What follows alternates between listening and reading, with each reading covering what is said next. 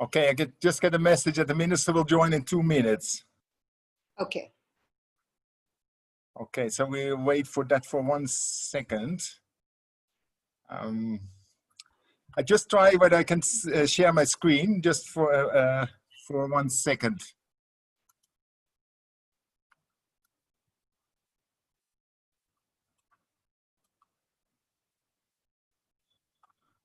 Yes, you should be able to see my screen now, isn't it? Can see it. Yes. Yes. Okay, that's fine. Then I will stop again, and then we have the minister joining.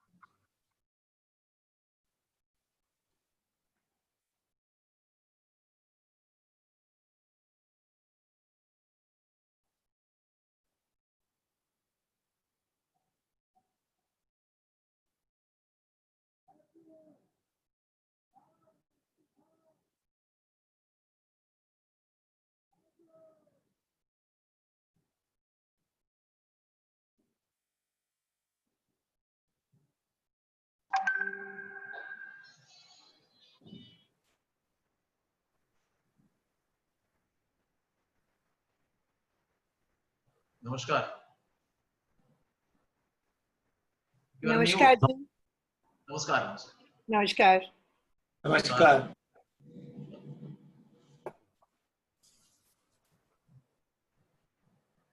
Renee, I'll wait for your go ahead to start. Should we give it just a minute or two? Yeah, should we?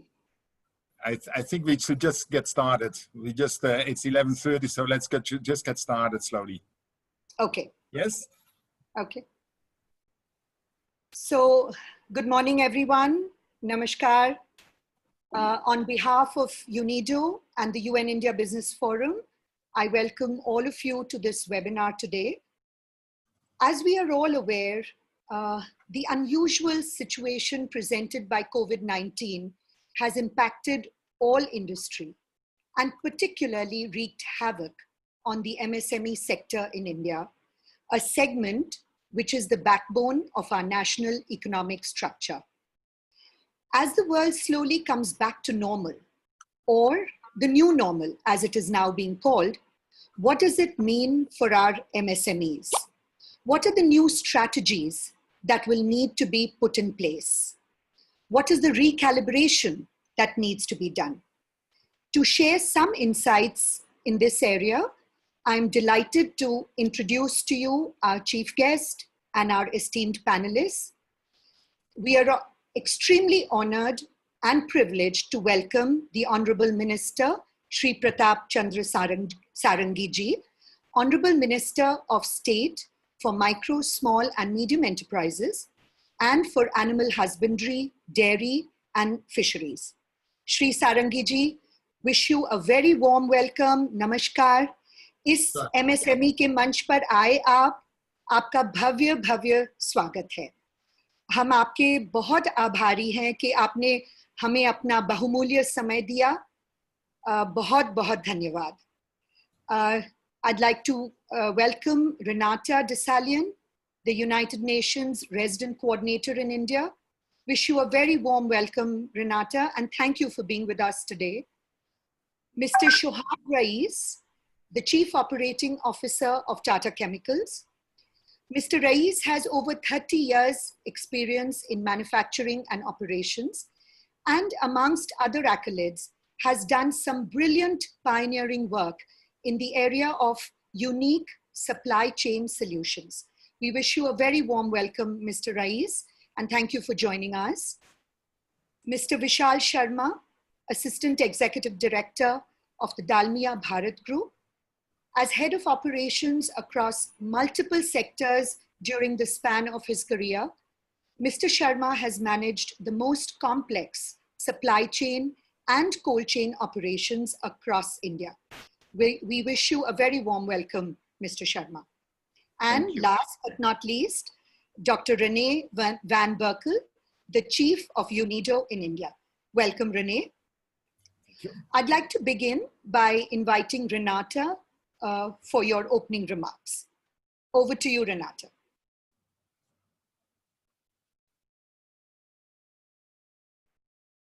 You're on mute, Renata. Renata is mute. Again mute. Yes, now we can. Excellent. No matter how many times I participate in these kinds of online meetings, somehow I still am not mastering the technology yet. Please excuse me. Honorable Minister of State for Micro, Small and Medium Enterprises, Mr. Pratap Chandra Sarangi. Mr. Saad Rais, COO Tata Chemicals. Mr. Vishal Sharma, Assistant Executive Director of Daima Bharat Group. My colleague Renee, participants. I see we're now at 71 participants, so it's a good turnout. I will just make some very general remarks. You are the specialists, and I think we're in extraordinary times right now. I don't think you need me to tell you that. So I will make some very general remarks, and then we'll turn over to the more technical side of the discussion. There's no question in my mind that COVID-19 has turned us on our head and put the world into a big spin. It's unprecedented in our lifetime. It's even unprecedented in our parents' lifetime. If you go back to the Spanish flu, even our parents don't remember that. It was before their time. Not only has it inflicted untold suffering around the world, but it's also exceeded all our capabilities to, or all our tools to manage risk and to manage contingency planning. And it's actually questioned our very approach to managing uncertainty in many ways. There's nothing more certain these days than our common uncertainty. There may be pundits out there who would like us to believe differently, but the truth of the matter is that we've never seen anything like this before, and nobody really knows for sure what lies ahead. We're still learning the most basic characteristics about the virus, how it infects different organs in our body, whether the antibodies that we get from it are going to protect us from reinfection or not, whether, when the peak will happen, the epidemiological peak will happen, whether there'll be one peak or two peaks or many peaks. None of us know the answers to these questions. And equally, when it comes to the economy, we have many unknowns in front of us. And I think it's important that we recognize that, and I think it's a moment for rather great humility on the part of mankind in general. None of us know what a pandemic economy really is. How do you restart economy from an induced coma, particularly in a global environment in deep freeze? What will the recovery look like? Will it be a V shape? Will it be a U shape? Will it be some other shape? Should governments be pulling out right now all their fiscal stimulus guns to try to get to the V shape? Or do they need to hold back for future epidemiological curves and peaks rather? Should we be constrained by the old rules of fiscal discipline, or do they no longer apply? There's no economist that will really agree on that right now. And it's partly because economists is an area where no economists usually agree, but it's also because we're facing a completely unknown situation. If these rules don't apply anymore, how are countries, and indeed how is the international community, going to deal with cascading sovereign debt crises? Furthermore, amidst these unknowns, we're struggling with a moral and ethical dilemma, because it's not as if everything was fine before COVID-19 hit us. The crisis has laid bare the best of humanity and the worst of humanity in societies around the world. And it's exposed our underlying economic fragilities. Do we really want to return to a model that fostered such incredible inhuman inequalities around the world, in the North and in the South?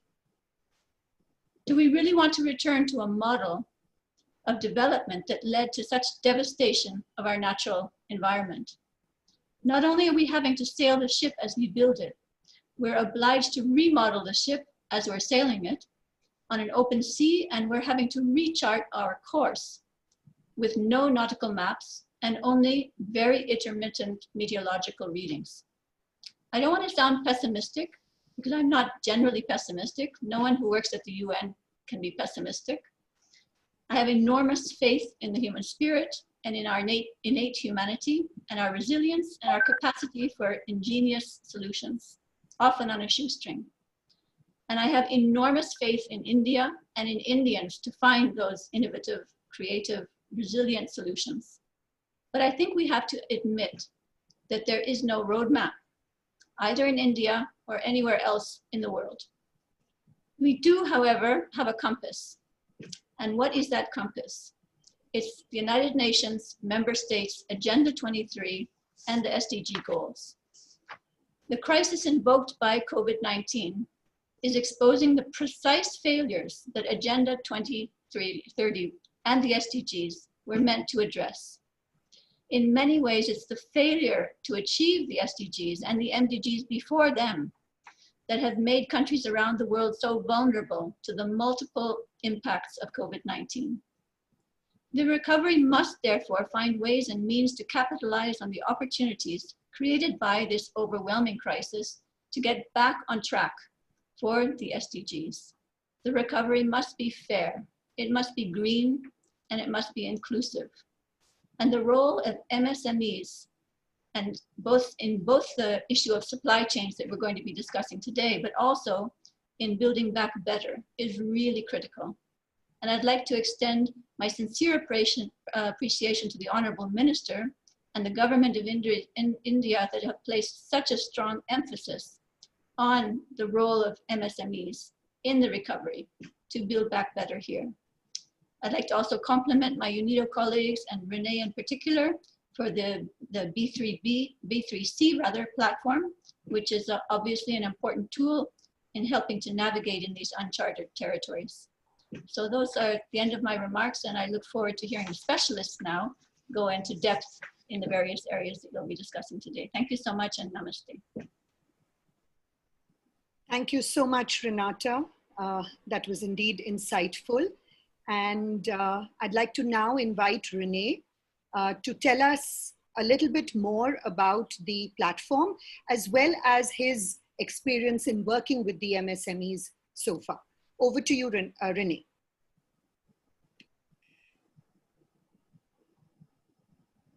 Thank you, and I hope you can also see the screen. So first of all, let me also express the appreciation on behalf of the United Nations Industrial Development Organization to the Honorable Minister of State, Mr. Pratap Singh, for joining us here. UNIDO is the Industrial Development Organization. We work particularly in the MSME sector on issues of productivity, innovation, inclusiveness, and sustainability. Exactly those items that Renata was just referring to as the SDGs. But I would like to basically, Renata said the context that we are in uncharted times. We don't have a roadmap. We might have a compass on where we approximately need to go, but we need to navigate the way while we are on the road.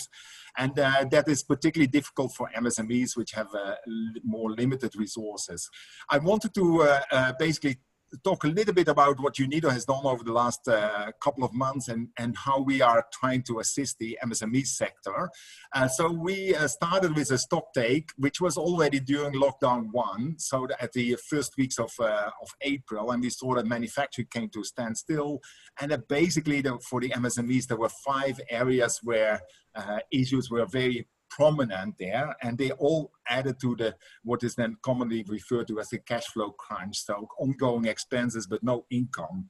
And that the 5 areas were basically the issue of uncertainty. So it's not only the uncertainty on how COVID will evolve, but it's also the uncertainty on what is the issues related to the policy measures that are needed, what will be the markets. In the markets particularly, there's a plummeted demand. So demand came from 100 down to 0 overnight in some sectors. And we have seen the images of people wanting to go back to their home villages and how manpower has changed over. We see companies wanting to restart right now, but they can't because the manpower is not there. Then there has been issues on the basically equipment and inventory standing idle for 2 weeks, for 4 weeks, 6 weeks, and then basically losing and depreciating, decaying over time. And then the issue of fifth here, which we focus on today, is basically the disrupted supply chain. But then basically also came then that the stimulus package, and we acknowledge the government has made quite profound commitments to also help the MSME sector, but they can overcome the cash flow crunch, but that is in itself is not enough to really resurface or rebuild the manufacturing sector. So that has been the thrust of our work in the last 6 weeks or so. So we came up with this initiative of building back business from crisis, and it's very much basically also building back better, where we say we have to operate in a platform, in an online environment to help the MSME sectors, because we cannot go and handhold everyone, but we want to provide a framework for action and use also crisis as an opportunity. Renata also referred to that. We had some deficiencies in the past, so if we rebuild, can we do it better, and can we contribute to inclusive and sustainable transition? So we set up this online system as a way of by topic, where we have tutorials, which are basically videos. Then we have a knowledge base, which is fact sheets, checklists, other operational guidelines. And then we have the kind of the webinars, which we've been doing a few like today. And then we are looking for the MSME application on whether we can get the cluster associations and others involved in actually assisting their members to look at some of the topics which are being addressed here. This is a partnership for development. I would like to particularly acknowledge that the UN India Business Forum, which is co-hosting this event, the India Small and Medium Entrepreneurs Forum, and Empatech, which is the Entrepreneurship Development Program. So this was in the first launch, partial launch was on the 30th of April by Honorable Suresh Prabhu. So it is structured on one side as a back to business roadmap, which you see here, and which is basically 5 steps where we think that first businesses should look at planning to recover. So it's not like just restart where you've left off, but think about what still makes sense in a changed health, society, and business scenario, and work out an actionable plan to capture opportunities. Now we put quite some emphasis on ready the workplace, and many places have done this now. So to make sure that we are taking the COVID measures so that workplaces become infection places as well. So keeping the social distance in the workplace, avoid common touch points, do temperature scans, but also look at inventories, whether they decayed, what had happened to the equipment, so we can start safely again there. Then the third one is basically restart to recover. So there will be issues like broken supply chains, workforce, which has changed over. So how can we in the kind of the problem solve mode restart business? And I think many businesses are somewhere between 2 and 3 right now to have started to operate at a limited scale, trying to find ways forward.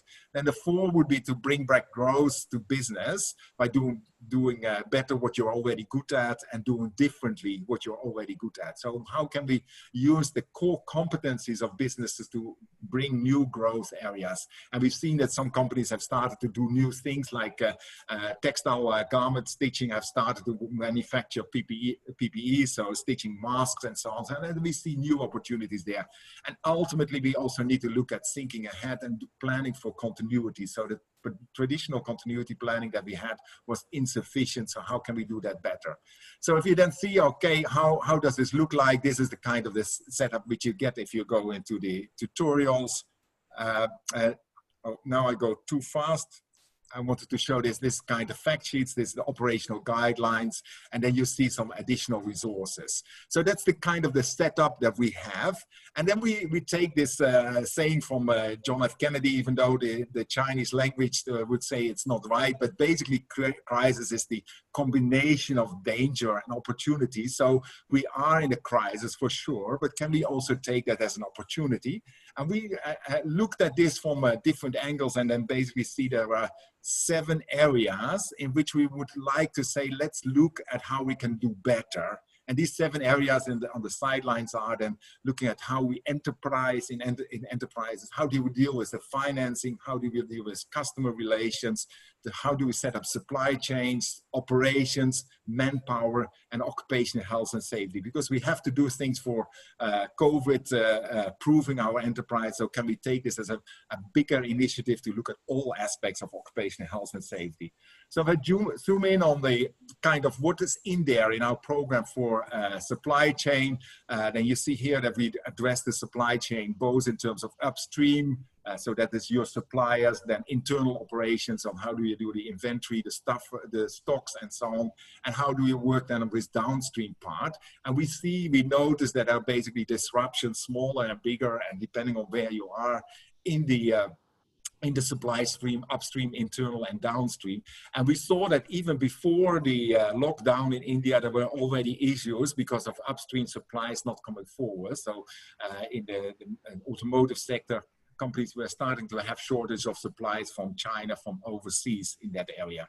Then we try to provide in each of these tutorials kind of key areas where small business could improve. So if we talk about supply chain, then there's a way to look at how can we look at supplies, can we have alternative supplies, alternative parts, can we work with alternative suppliers, what can we do in terms of logistics, and can we change the way we run procurement processes to also address the challenges which are there in terms of the financing. And then we come forward in the tutorials with specific action points. So how can we, in this case with supplies, how can we look at alternative products, alternative inputs? Can we look at local suppliers in those areas? So that's the kind of the platform has that in that way. So I'll try to show the website as well. It's B3C MSME. I apologize that at the moment it's only in English, but Hindi and Bengali versions are under development, and Hindi should be up in another week, and Bengali might be taking us another 10 days. So I think I need to stop share and then reshare. To go to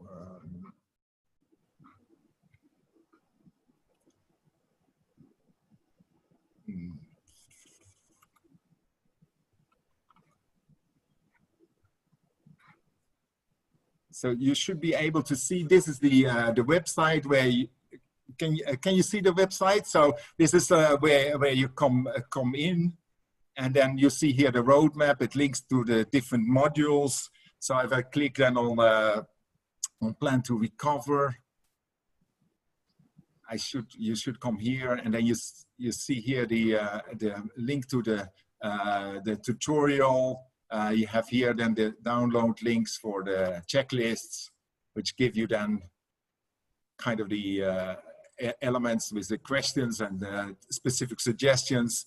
I mean, this is very, of course, very quick, what I can only do right now, but then we go to the back to home, and then we can also go to internet is a bit slow. We can also go then back to what I just mentioned, the supply chain here. So I mean, it doesn't make too much sense to navigate through, but this is then the links to the videos and the other components. So I would really encourage people to have a look, take it for your own experience, see what is in there. And we are also setting up then the Get Involved. So there is a group of the UNIDO staff and associates that will try to address specific issues. And the plans moving forward is that we are actually trying to work with clusters on how can we help specific MSMEs on some of these issues, with the idea of building back business, but then doing that in terms of a restart, so safe restart, then recovery of what still makes sense, and then revitalize for building back better. So with this, thank you very much. I hand over back to Gauri as the moderator. So thank you very much. Thank you so much, Renee. Thank you for sharing with us details about the B3 site. May I now request our Honorable Minister to share his vision on the way forward. MSME से जुड़े हुए सभी वर्गों का इस situation का क्या उधार होगा?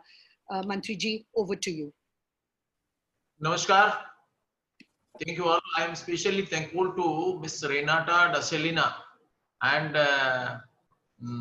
Dr. Rene van Berkel, UNIDO representative, for having organized this beautiful program, webinar, and having invited me to share my ideas. The theme is quite interesting and challenging, and so I congratulate you all. And I have been fortunate enough to exchange my ideas with you. And you are already experts in all these fields, and I am a newcomer because I became a minister. I had the opportunity to speak in our country. We believe that ministers are all-knowing persons. You will not be astonished if somebody invites me to speak on quantum theory. So I have to learn many things from you. But today our concern is how to revive our social life, our economic structure. That's a challenge world over. And this rampant spread of COVID-19 pandemic and the subsequent consequent lockdown has adversely affected the global economy, and the economy in recession, with global economic projected to shrink by 3.2%. And the disruption caused by this outbreak containment measures have left a deep impact on the global manufacturing sector, and companies across the globe have been desperately trying to streamline their supply chains and to build up their industries. The economy of India cannot be an exception to this. This has also been very seriously affected, and MSME being the largest sector of employment, second largest sector of employment after agriculture, is sure to be affected. Now we have to think globally everything, and the whole world is one unit. We cannot think of separately, because a single atom of this universe cannot move without dragging the whole universe in its way. So under this situation, the economy of India, revival of the economy of India is a challenge to us. My government is committed to support the MSME, reviving their businesses, and they recently announced financial packages by our Honorable Prime Minister and the Honorable Finance Minister.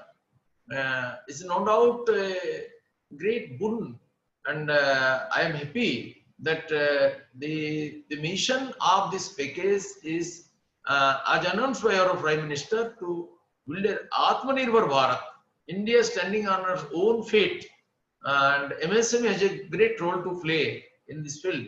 Prime Minister has told vocal for local with global outreach. That is our mission. Sisters and brothers, COVID-19, post-COVID-19 world will be a different world. No doubt, pre-COVID and post-COVID world will see a long gap in every field, in the field of manufacturing, in our supply chain, in our businesses, in our agriculture, in our socio-economic life. In a post-lockdown world, supply chain stress tests will be a new norm. And this COVID-19 has revealed that our supply chain has many defects, our weaknesses that has been revealed. So we have to think in a new manner. I also see there is huge opportunity for Indian companies, and we can encourage foreign investors also to our country because of the business-friendly, eco-friendly atmosphere in India, and so we can also attract them. I'm very happy to see that our MSMEs are being encouraged by the UNIDO, and the UNIDO is also having is encouraging our MSME units. UNIDO, with input from its partners, has developed a knowledge and collaboration platform, which will be quite beneficial to our MSMEs. And we have also made MOUs with various patent designing institutes and universities to send our rural talents to global platform. I have been told that this collaboration is receiving encouraging feedbacks from different sectors, and appropriate readiness activities are advised as a post-lockdown phase. My ministry has been working very closely with UNIDO and on implementation of this mutually agreed UNIDO India country programs. We are pleased that UNIDO is playing a key role in all these fields, and especially in the promotion of textiles, agro-waste MSMEs, foundry, and MSME clustered programs. And so I am thankful to you all. I trust our industries need to strengthen on 3 fronts. Especially, we should think of how to reduce the cost of production.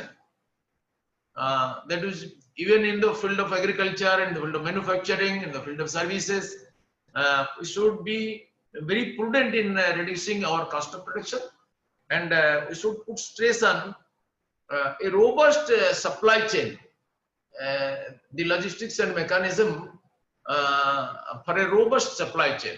And the third one is improvement of our quality. We cannot make any compromise with the quality. Quality will invite buyers. Now the fourth one, which I put emphasis on, that unless the capacity of purchasing capacity of our common man is increased, all these production and supply chain may not be beneficial, may be counterproductive. So you shall have to think of that. I remember Swami Vivekananda told, India lives in cottages.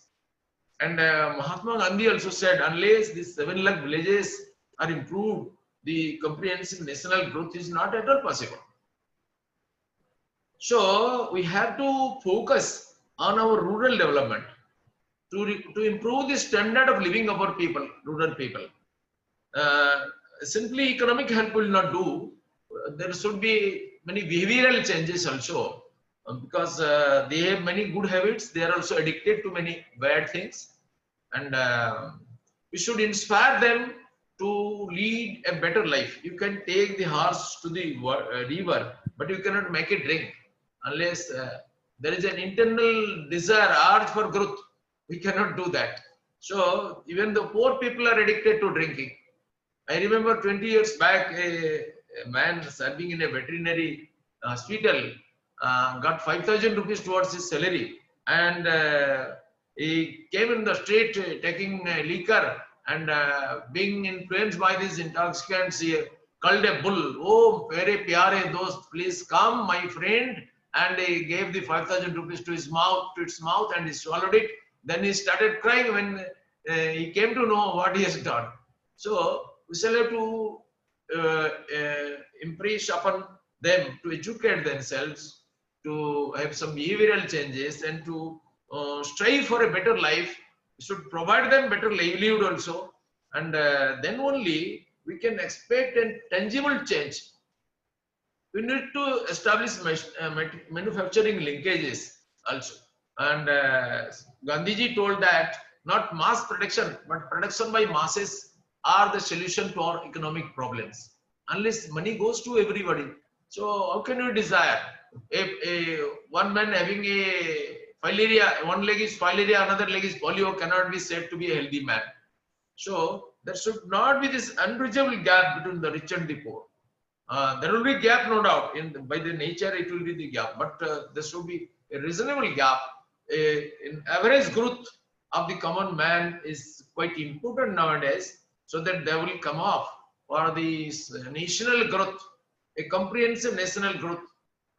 So average man's growth is quite essential. And now we shall have to put emphasis on our rural economy. Urban benefits with rural atmosphere.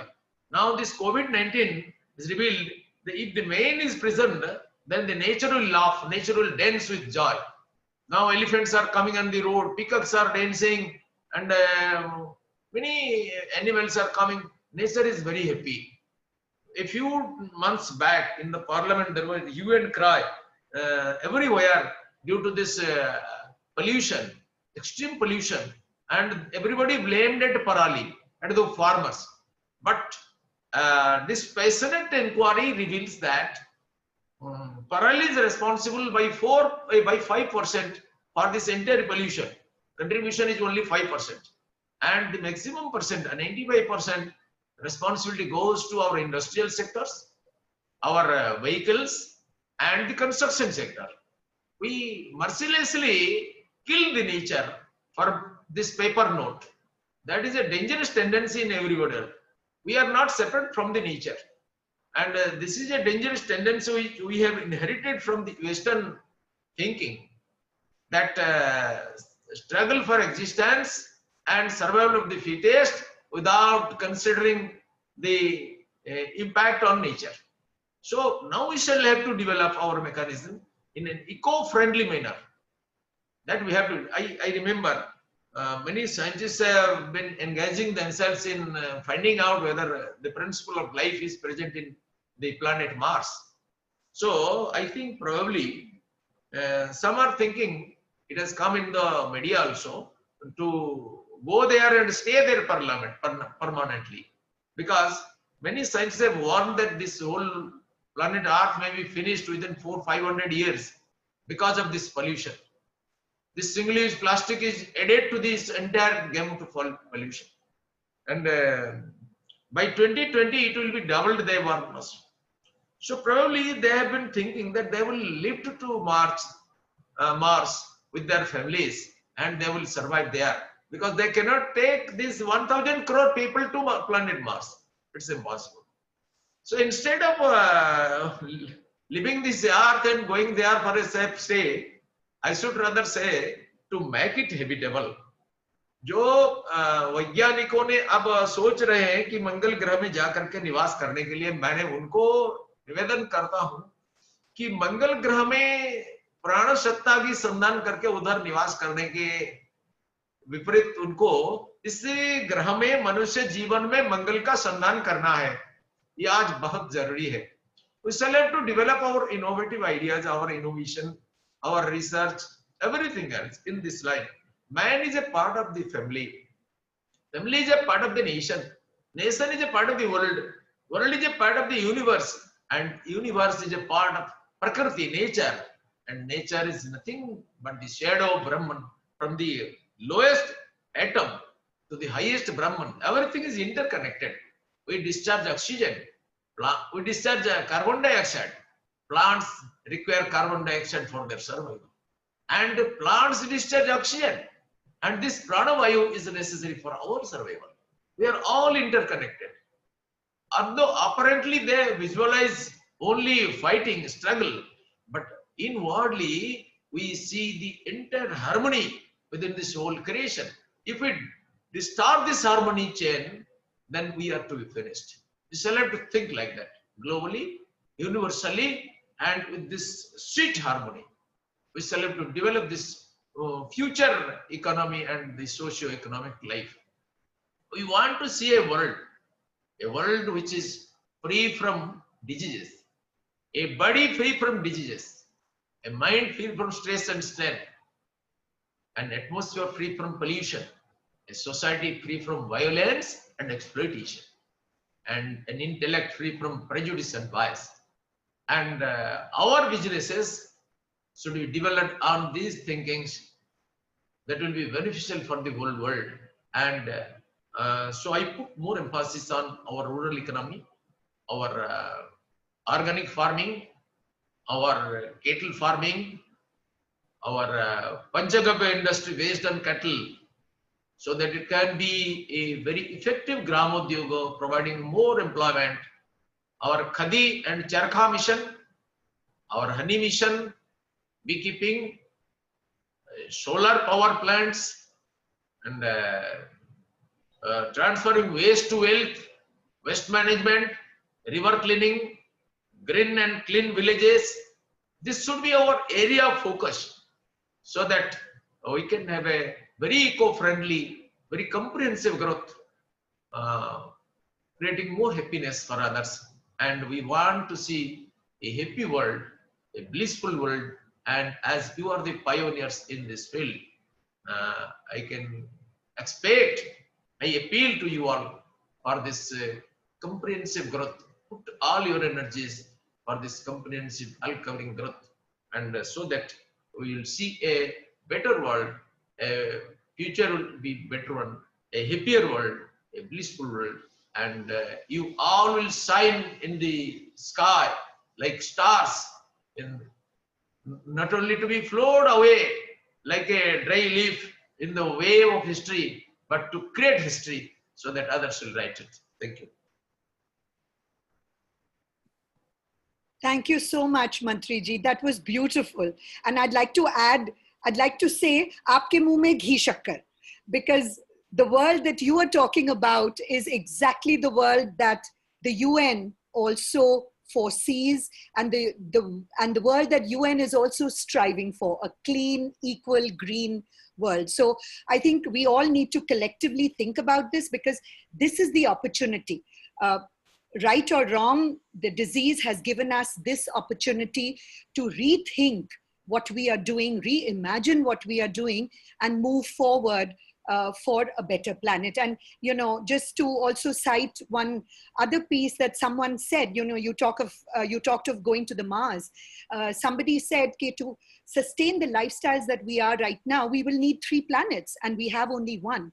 So again, aapke muh mein ghee shakkar. Let's hope the world, the future world, is a much better, cleaner, and a greener world that we live in. Thank you so much for your lovely comments. बहुत अच्छा लगा आपको सुने. और I'd like to now move to our esteemed industry panelists. I'd like to begin by asking Mr. Rais, and then I'll ask you one question, and then we'll make it conversational.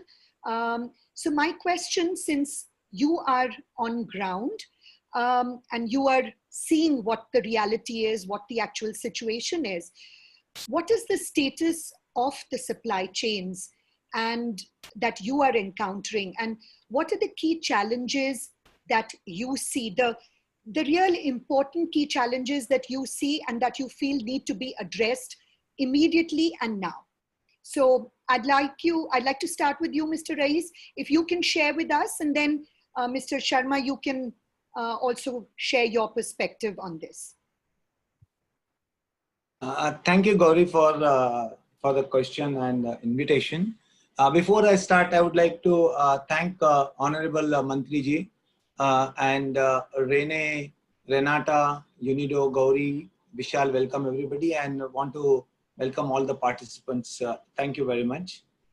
Gauri, on supply chain status currently, especially with regard to MSME, what I see is it's a mixed state. There are units over a period of time which have started. There are units which have started operating at better than suboptimal levels, but there are also units which have not started at all. And critical issues which some of these units are finding are related to their raw material supply chains, availability of adequate manpower, then clarity of guidelines right up to the level of the unit owners, or the level of the local administrative officers who are related. So there has been a delay into the guidelines and reaching to the last mile, and those clarity sometimes created confusion in the supply chain. That led to some issues. Apart from that, many of the MSMEs are smaller in size. So logistics, maybe when this whole COVID and lockdown started, for about a couple of weeks, logistics was affected to a large extent, but it has eased out significantly. But I think for MSME, this easing out is not as effective, because their loading structure is possibly not full truckloads to a single destination, because they supply piecemeal into different locations. So logistics to them is also a key challenge. Apart from that, when you have to operate a unit, the availability of the skilled manpower, because there are 2-3 issues which I find with manpower. One is the availability itself. Second, if the availability is there, people are available, their readiness to come and do work, because sometimes they have the fear of coronavirus. Sometimes there is a pressure from family. Sometimes there's a pressure from the society that why are you going? You take care of your health, those kind of things.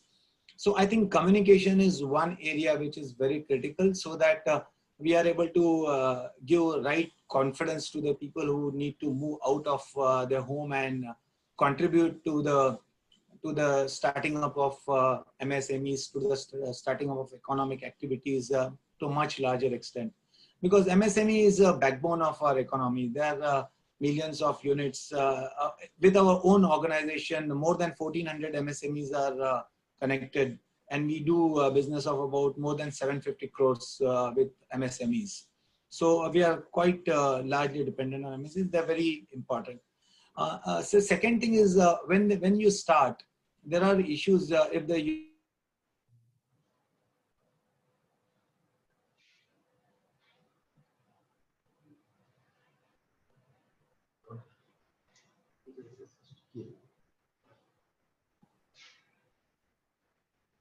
I think the connection has probably gone off.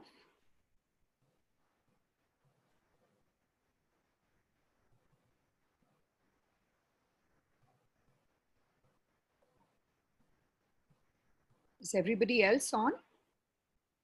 Yeah. Yeah, I think, I think Mr. Rais's connection probably went off.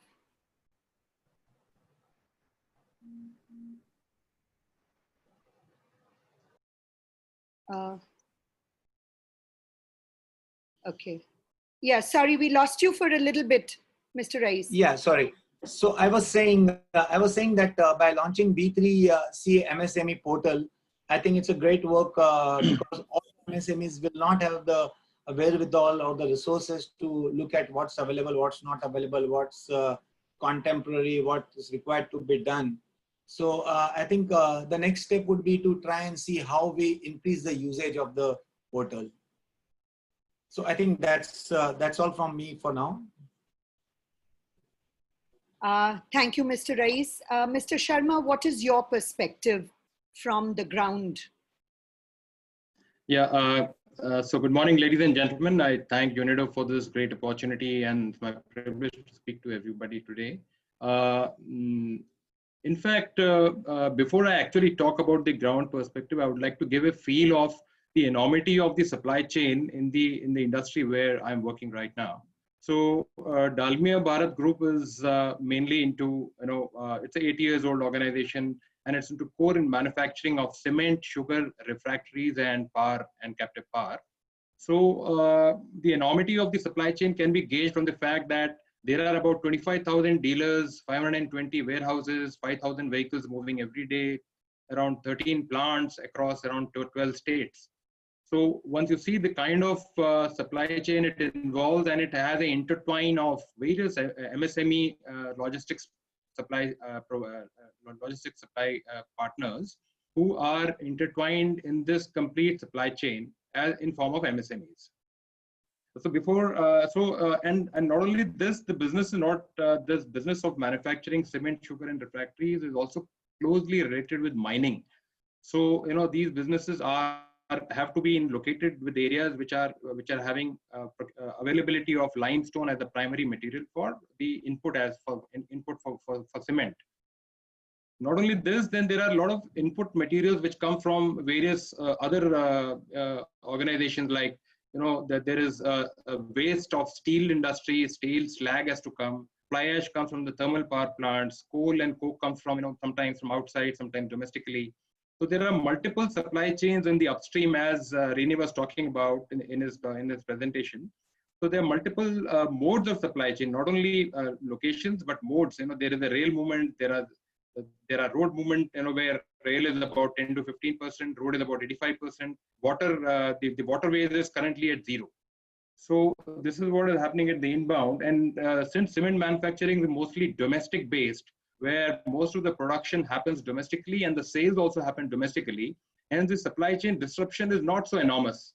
So the supply chain disruption happened in the initial stages. First 2-3 weeks, there was a total freeze. There was absolutely nothing. We just couldn't do anything. Everything was just closed down.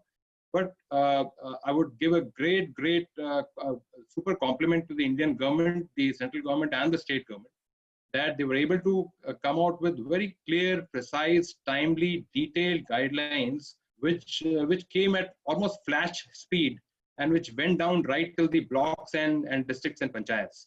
So as a result, in the first 3 weeks, there was a freeze, followed by we started gradually, luckily the cement production comes under continuous process and the mining comes under essential commodities. Hence, there was a kind of a let-up given by the government to commence these activities in an earlier time frame than others. Hence, this could start and 15%. We started with 15%, then we went up to 30%, 40%. Currently, we are about 50% and above. So this is the way it was earlier and the current status. And we are very thankful to all the there have been multiple support platforms which have been created by the government. Say, for example, the DPIIT has created a 24. So we get stuck with this sort of this is which Mr. Shoaib was talking about. Been request control room, and they have been directly sending it to the chief secretaries of the states, and hence they're very fast of ensuring that all these obstacles in supply chains are taken care of. So this is what this is where we are at today. And though there is a big problem with respect to availability of labor and drivers, which is still persisting, but it has been during the lockdown period, we had taken the Honorable Prime Minister's request very seriously. We ensured that all the people were paid in time, all the dealers took care of the drivers, all the food was given to them, the workforce was made to stay, and they were provided boarding and lodging and medical facilities and everything. So, and not only that, even medical facilities, and they were given, the calls were being made to them so that they did not feel, that high and dry, and they felt part of the system, and the dealer network, the use of technology, etc., etc. So we are right on track now, moving ahead with the complete, complete kind of vigor. And I would just want to thank the government and the government authorities for making it happen. Thank you. Thank you so much, Mr. Sharma. Renee, would you like to take the conversation forward? Yes, thank you very much, and thank you both to Mr. Sharma and Mr. Ice for the comments. But before we go into the discussion, I would like to maybe thank the minister as well, because I understand he might need to move out and to the next part of his obligations for the day. But I don't want to let him go without maybe responding to a few comments which you've made, because you were saying that we need to really reflect also a little bit on this building back better. So we need to address this productivity, robust supply chain, quality, and these of course have been with all the success of the MSME sector also a little bit of the weakness of the sector. And that's also where UNIDO has been saying let's focus on with your ministry, with the Development Commissioner's office, let's focus on creating a culture of productivity and culture of quality, so that we can drive India forward, and with a focus on regional development, because we see on one hand there is the challenges from the existing MSMEs to operate with while the labor force has moved to regional areas, but that's also an opportunity that we could say we have an inflow of skilled workers into some of the regional areas that could maybe be deployed, that might not be that interested to go back because of what Mr. Rice was also referring to as the sort of the being scared to go back to work because of the health issues. You also highlighted the issues of innovation innovation and the frugal innovation that might also be needed so that we can add more at value addition for the rural economies. And in that regard, maybe I can also refer to some of the work that UNIDO is doing on innovations in mainly focused on energy and climate, but also having much benefits to farmers. So we are supporting, for example, new technologies for cooling, instant cooling, and of the milk, so that we have a better quality at the milk collection centers, and that will benefit the farmers and so on. So there's many areas which you say, and you put it in the way we have to find produce with the mass. So that is the agenda of inclusiveness, which the UN refers to. Then you talk about we need to do it in a green way. We see the elephants coming back. We see the clean skies. So that is something that we should preserve out of this. So thank you very much, Minister, for sparing your time.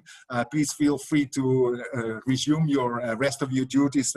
We very much appreciate your contribution to this on behalf of the United Nations, specifically of the United Nations Industrial Development Organization and the industry UN India Business Forum. Sorry, I need to get that right. Thank you very much. Thank you for your time. So I have other works I may be permitted to leave. Okay, thank you very much. Thank you. Namaskar. Okay, then we would like to take the conversation forward. I would also like to highlight to all the participants that there is a question and answer box on your screen, and please use it to raise your questions as well. I wanted to maybe come, before we take the questions from the audience, maybe coming back to both of our panelists on kind of your both at the larger enterprises, and you've highlighted on having several thousands of MSME suppliers. But how do you see that you as a larger buyer and at the top of the supply chain, can you actually do something? How can you reach out and assist the MSMEs to getting back on their feet? Because that's ultimately also part of your success. So maybe I can ask Mr. Sharma to turn the roles to maybe elaborate a little bit on how you can work with your, or how Dalmi Group is looking at working with suppliers. Yeah, so before I talk about that, I would like to touch upon the two discussion points which the Honorable Minister was talking about, moving to the Mars, and you talked about frugal innovation. So I would like to mention that it is the MSME tool rooms of India who provided highly cost-efficient material for using the Mangalyaan, which went to the Mars at a very low-cost budget. So a lot of high compliments to MSMEs, that it was the MSMEs who provided the various tools, various kits for this satellite which went to Mars. So so coming back to your question on how do you support your smaller MSMEs, as I mentioned, we have a dealer network of about 25,000 dealers spread all over the country, and during this lockdown, all the MSMEs, all our partners were, it was ensured that all of them were paid well ahead of time, in the sense that there was no delay in payments done.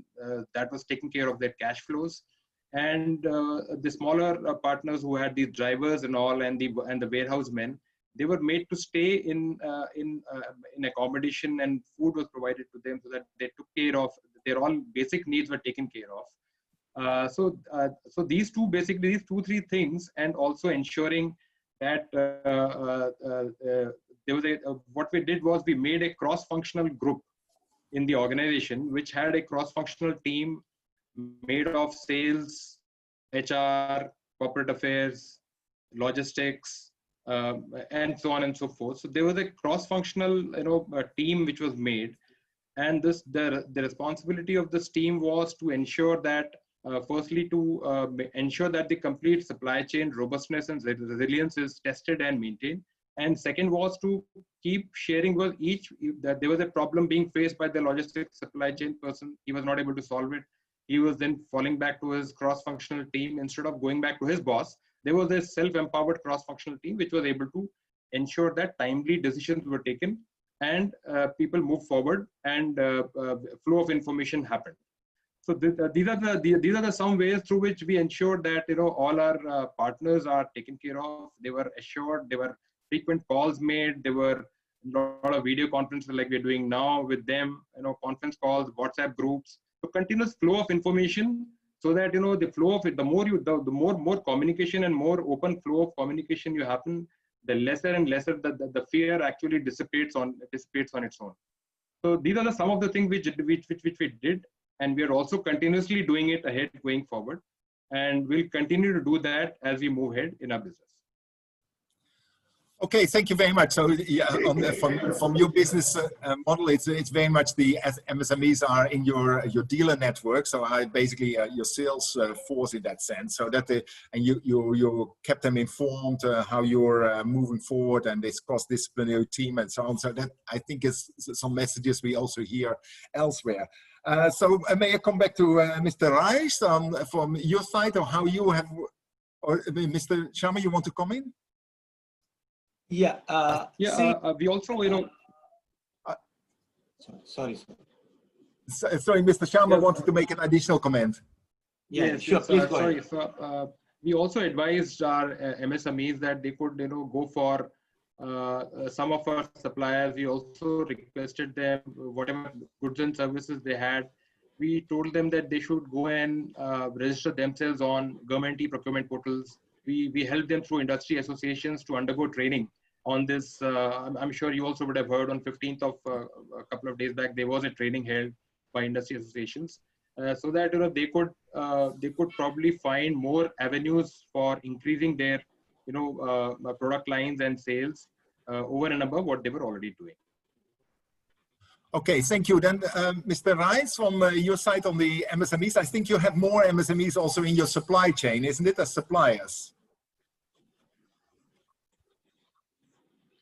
If you look at from our side, we divided into 3-4 different kinds of areas. One is the production side, second is on the logistics side, third is on the market side, and one is our own suppliers. So what we did before the formal lockdown, national lockdown came, there were some states which had announced regional lockdowns and local lockdowns, and also coronavirus was there. So we had done some planning in the beginning, and what we had done, we had identified areas which we'll tackle, and we ensured that the manpower planning is such that the number of people accumulating at one time is less.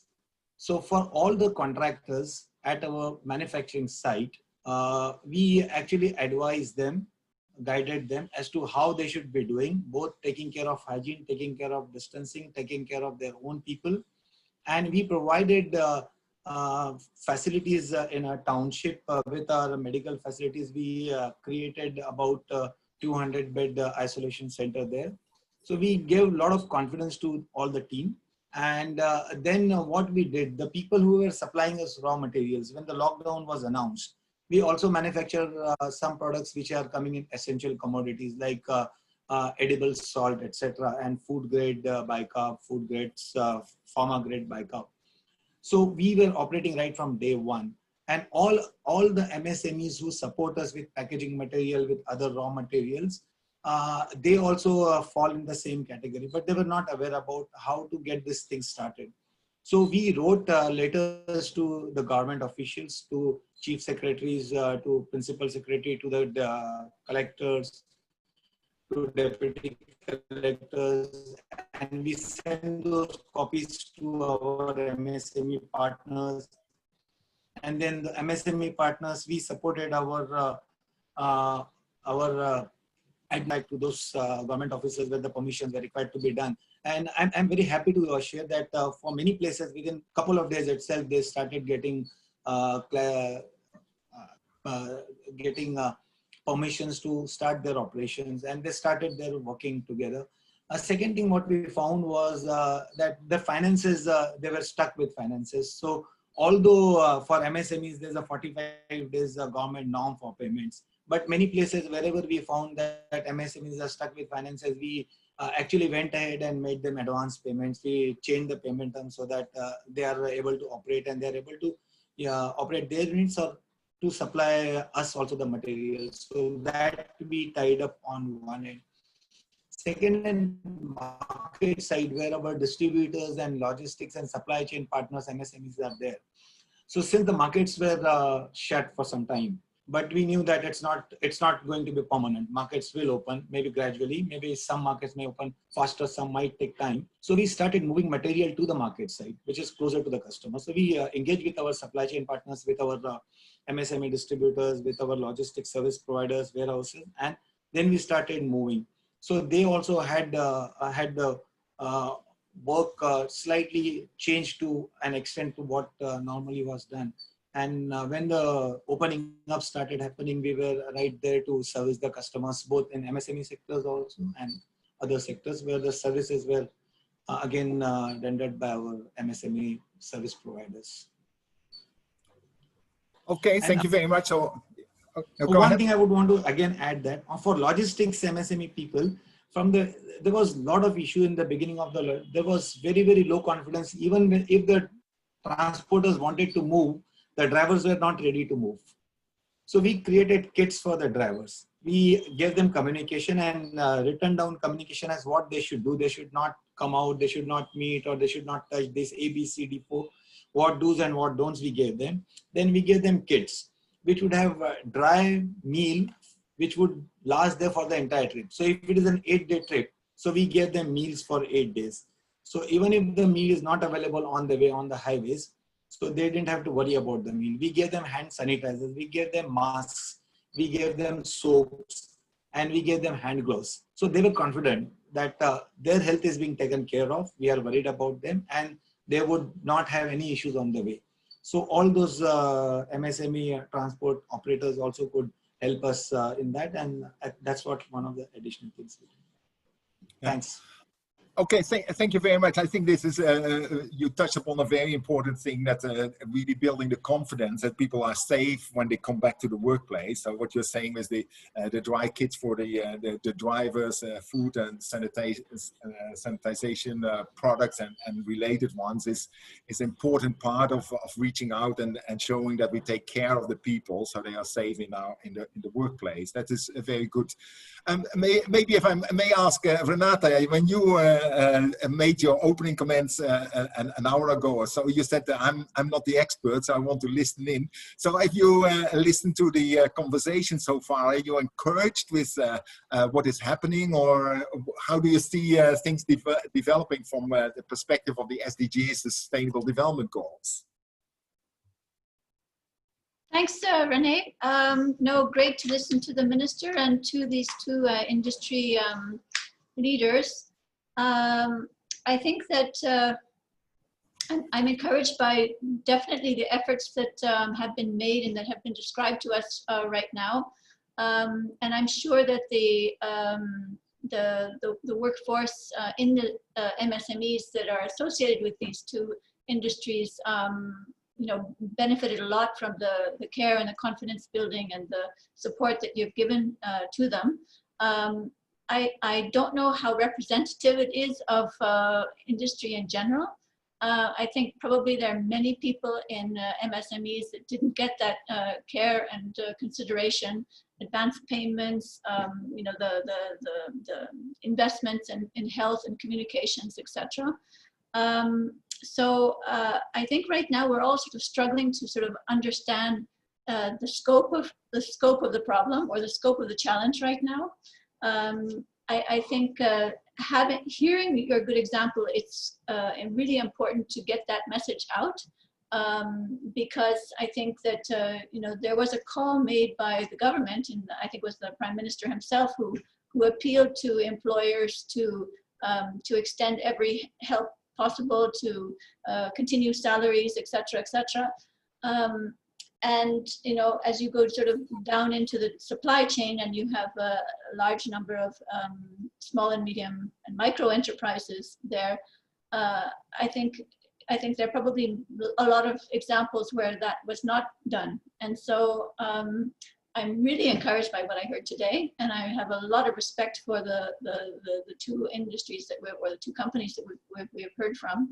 I just don't know how representative it is of across the country. And I ask myself also, when one thinks of the economy overall, I mean, there will definitely be some sectors that will be able to come back more quickly and also maybe come back better.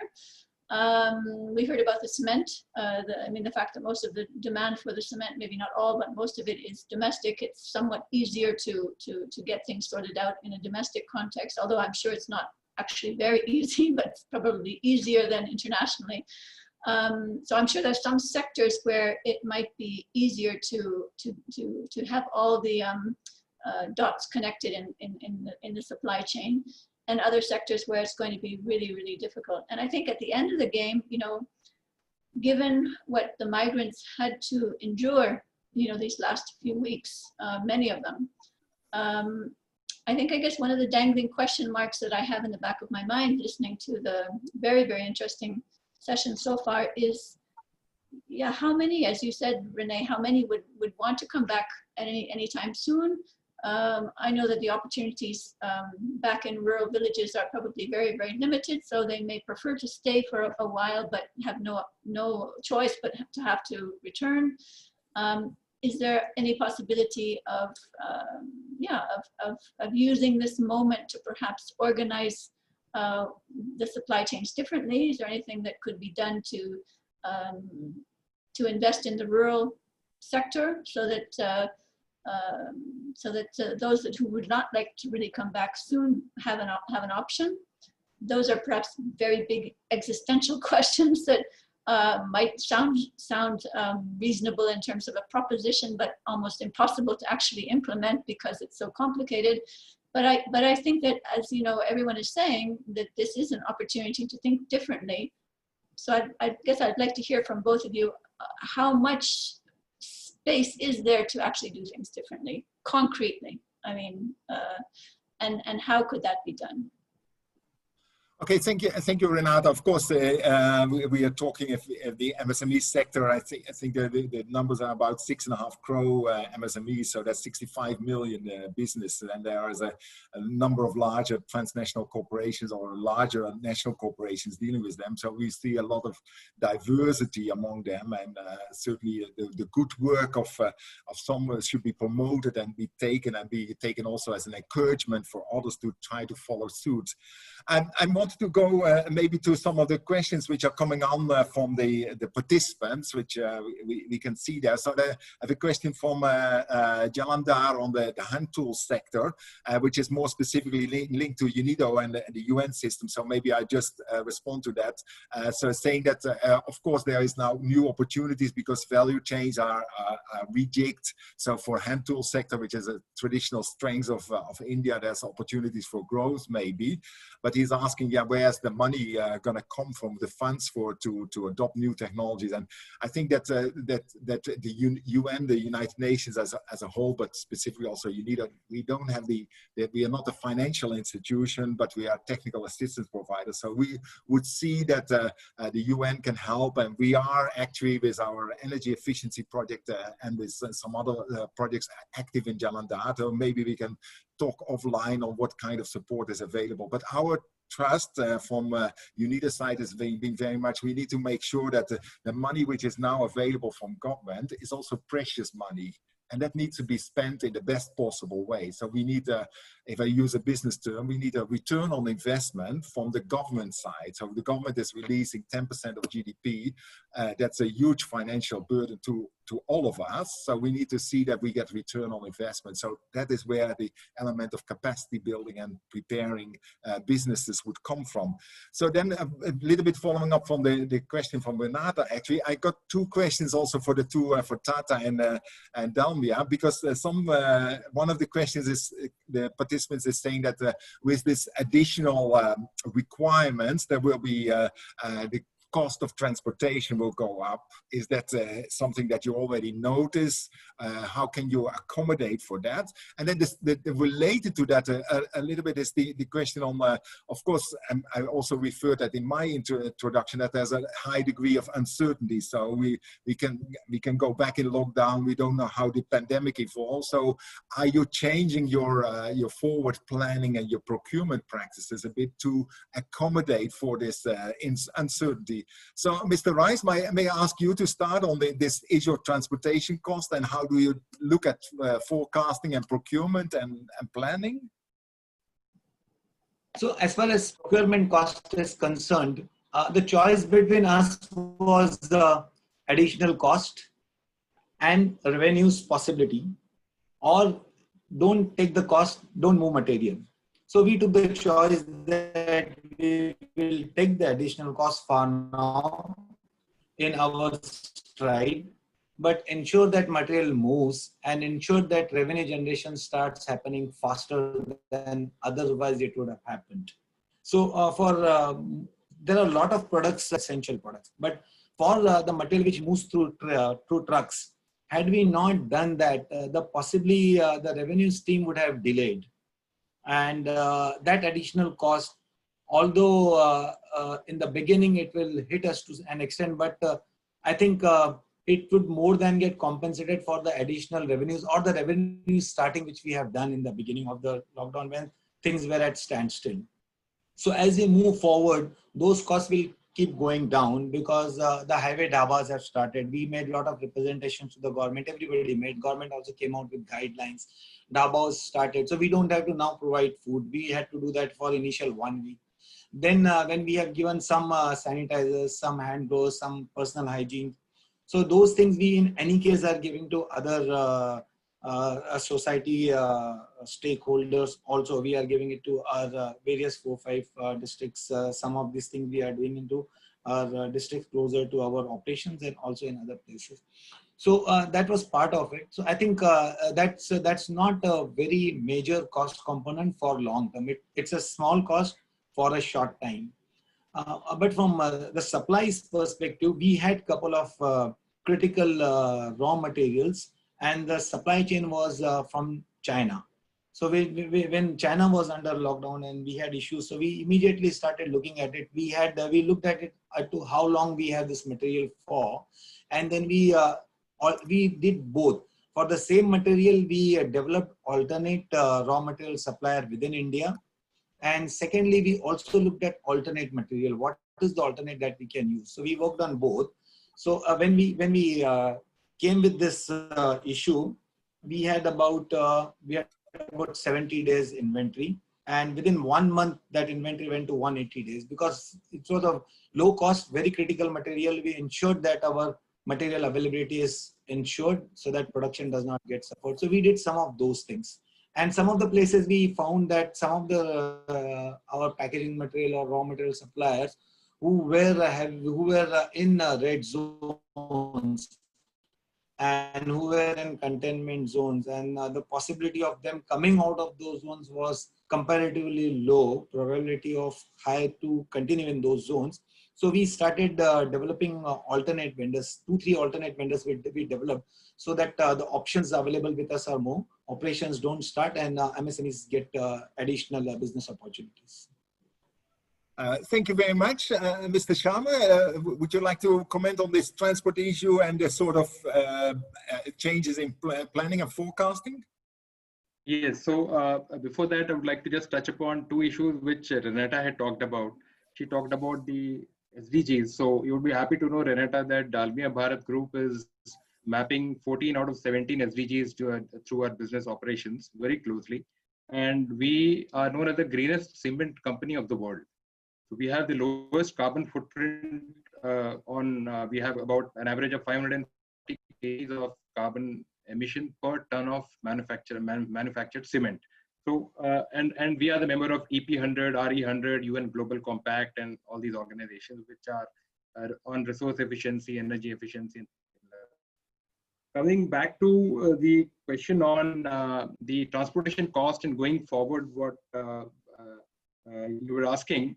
So luckily, we use both rail and trucks. So as far as railways is concerned, the Ministry of Railways gave certain concessions which eased our cost with respect to demurrage and wharfage charges, and also providing 40% concession on rail freight on certain types of wagons, which were not being used by the railways, which are lying like idle in the yards. So that helped the cost with respect to the upstream supply chain and even downstream supply chain, because some finished products were also going through rail.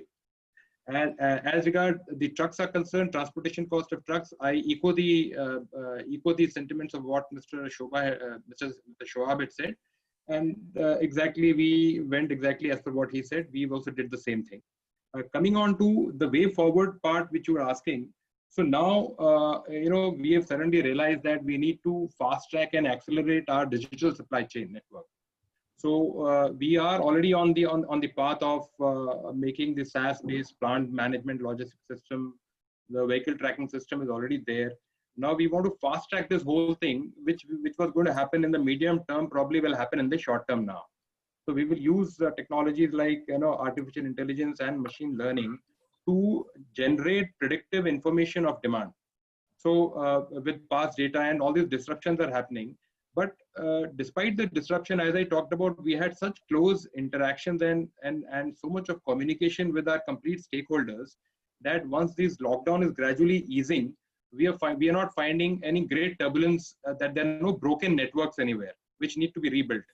So we are able to gradually move ahead. The only flip side is that the construction, which caters for 60 to 70% of our demand, construction industry has not taken off. So as a result, the demand flows, that is the offtake of the finished product, is that much slower. But there is a pent-up demand which is actually opening up. So that pent-up demand is being served right now.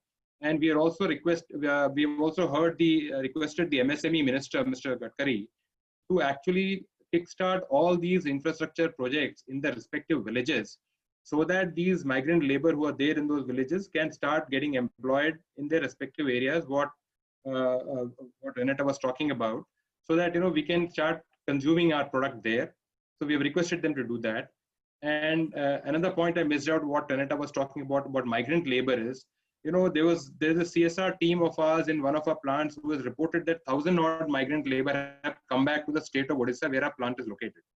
So what we have done is, we are doing a skill mapping of these people, their prior skill mapping, and we're trying to map that skill and see as to what we can do to further, through National Skill Development Corporation, whether we can do a recognition of prior learning program for them and give them a formal certification of the government skill development program, and then start getting them some jobs either in our plant or in the vicinity of that area. So these are the things I wanted to share.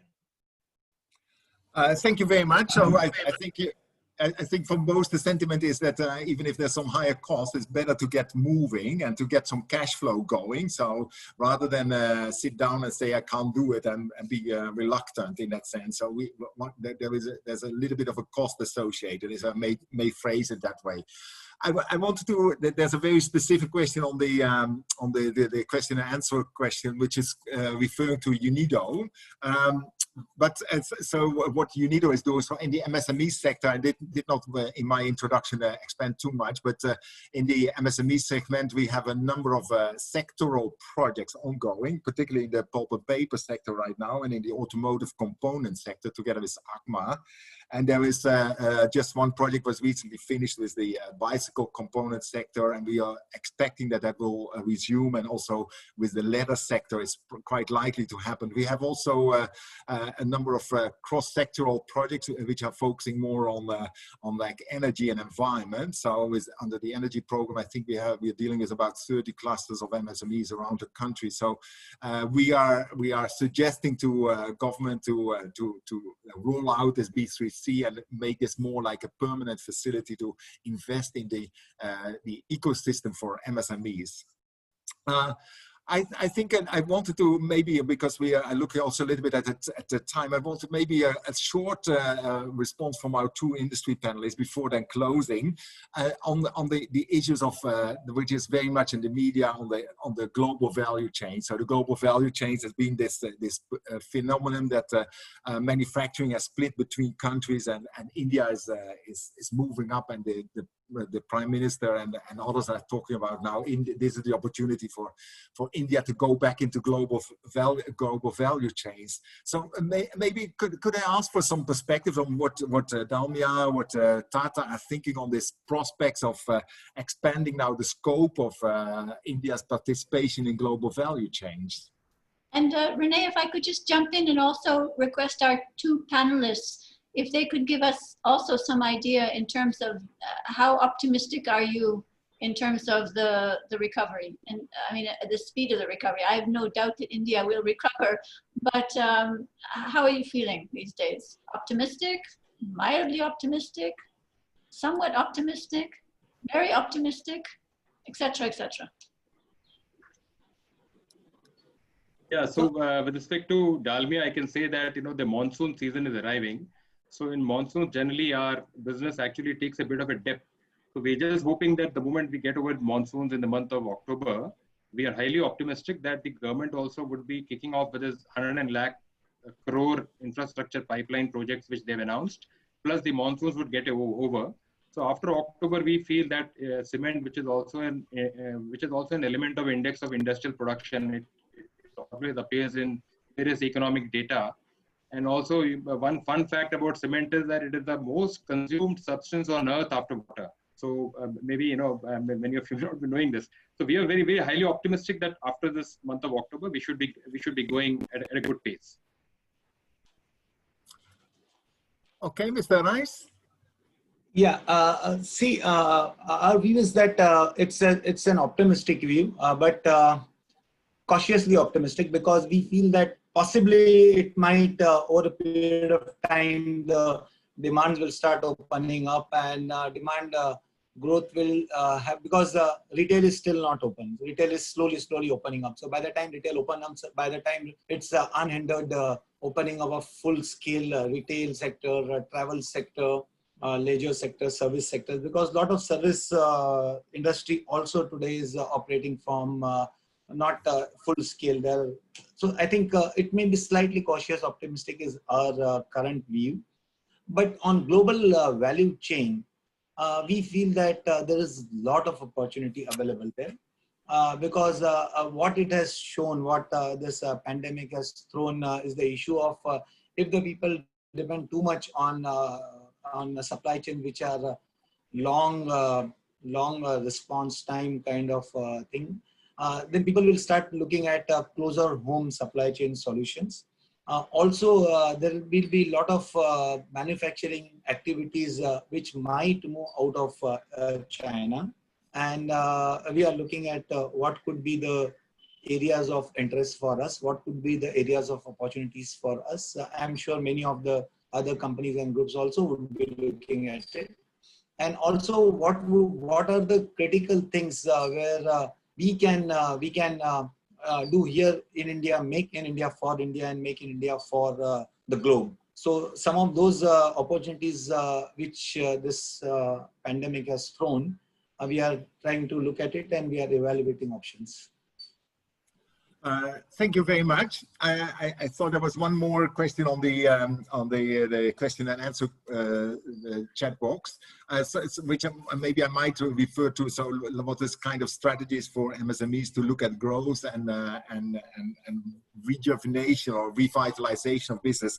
So we've addressed that in the B33 platform, and we have basically said that let's look, if you want to grow, let's look inside on what is your core competencies, because we have a tendency that MSMEs are always looking at where do I see the opportunities outside, and then jump at everything that's moving, and that might not be the most meaningful strategy. So we've provided some guidance on how can you look at your core business strengths and then move from doing what you're already doing well to doing that even better with energy efficiency or with production efficiency, or doing what you're already doing well in a different way for different products and so on. So I would refer back to that, rather than taking that up in this seminar, because I see we are also coming up to our agreed time frame. So I would like to thank the panelists and then hand over to Gauri to wrap the webinar up. Thank you. Thank you, Renee. And yes, we've neared the ending time for this webinar.